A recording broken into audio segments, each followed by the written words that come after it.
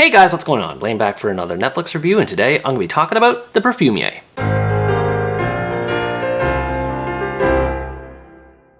The Perfumier is a German crime thriller that tells the story of Sunny, a newly hired police detective who's happy to move on to the next stage of her life, but has a hard time moving past her lack of ability to smell, feeling that it inhibits her joys of the world. Her duties on the job lead her to cross paths with a man named Dorian. Despite the fact that Dorian kills people to retrieve ingredients for his craft as a perfumer, Sunny finds herself drawn to him, believing that he can help her regain her sense of smell. The two agree to partner up with each other, which sets a dangerous relationship in motion. The concept is sort of interesting, and I can definitely see the potential behind it, but as far as how it's executed in this movie, it just didn't work for me. Its slowly paced story and polarizing genre elements make it a confusing chore to sit through, not to mention that it's really boring. The main character, Sunny, is a perfect example of how boring the movie can be. Besides her lack of smell, there's almost nothing unique about her as a character, except for how she's having an affair with her coworker Juro, who's a married man, and this doesn't help in making the audience want to sympathize with her. Her obsession with smell was also something I took issue with. Her disability, while unfortunate, didn't really draw me into her character. It just doesn't have the same emotional resonance as blindness or deafness would, since she can still live her life normally like most other able-bodied people. It tries so hard to persuade the audience to feel sorry for Sunny's predicament, and it does work somewhat, but in the end it fails to be convincing. The movie spends too much time marinating over how she feels about it that it becomes boring and a detriment to the story around her. The other main character, Dorian, was a bit more intriguing, only because he has more of a personality compared to Sunny. He's fairly convincing as an unhinged serial killer who's hell-bent on creating the perfect perfume formula, at least at the beginning,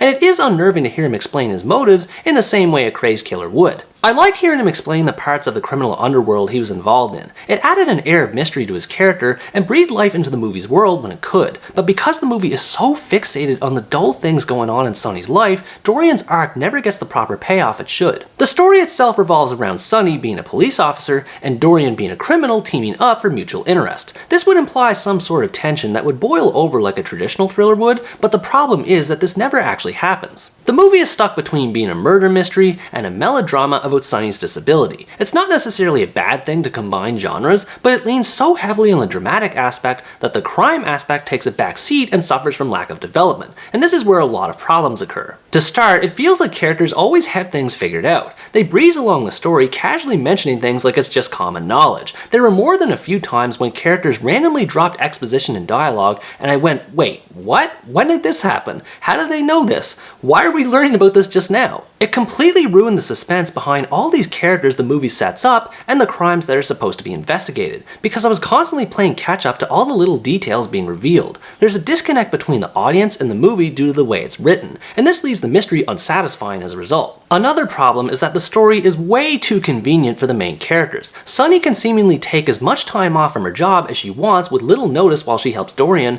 while Dorian himself never has to worry about any police being on his tail despite them knowing of his behavior and general whereabouts. There's no real struggle, and therefore no reason to care. Perhaps the biggest problem this movie has though is how agonizingly slow it is. There's pretty much zero sense of urgency to everything going on in the story, both for the police and for Dorian, because it's so focused on Sunny's obsession with smell, and even then, characters spend most of their time just sitting around doing nothing but smelling things. I know it sounds like a joke when I say that, but that's pretty much all that happens when those two are together, and that's if they even are together. They only share the screen in a small handful of scenes, and a good chunk of the rest of the movie is spent exploring Sunny's relationship with her lover Juro. This leads me to talk about the supporting characters of the movie, who are just as unremarkable as the main ones. Sunny's romance with Juro is hot and cold, becoming passionate in one scene only for him to lose interest in the next, which means it never goes anywhere. To an extent, I can understand why they're like this, because Sunny steals one of Dorian's perfumes which enhances Juro's sexual desires, which is supposed to be why they stay together, but it still doesn't make any sense. They make plans to buy a house and even have children together,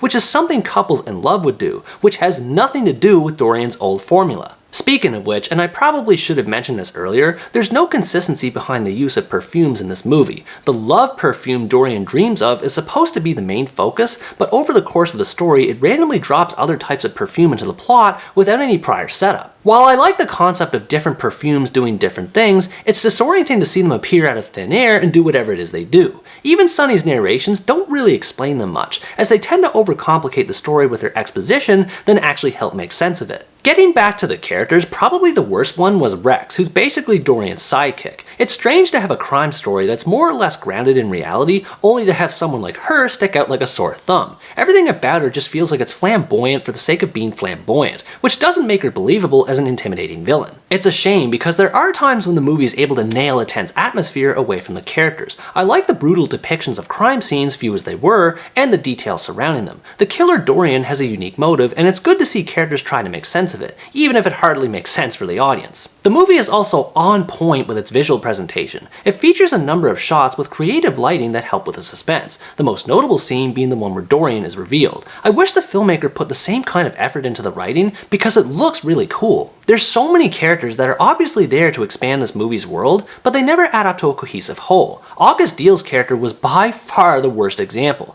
Not that he was bad per se, he is kind of intriguing and Diehl does a great job in the role, but the movie has nothing for him to do. He's only in one scene to introduce a MacGuffin, and then he just disappears. And then there's Stefan.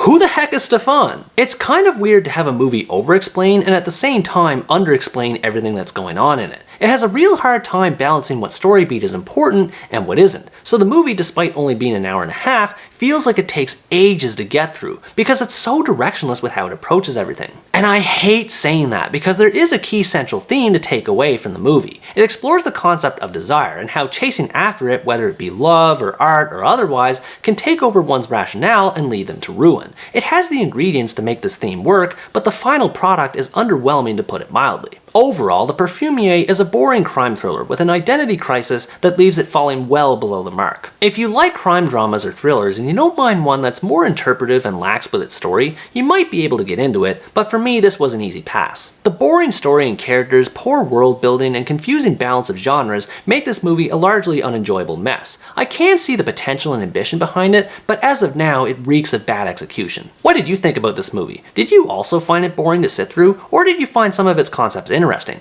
Let me know in the comments below. Anyways guys, that's going to wrap up my review of The Perfumier. Thanks for watching this video, I hope you enjoyed it, and as always stay tuned for the next part, where next time I review the American drama, A Jazzman's Blues. Bye bye!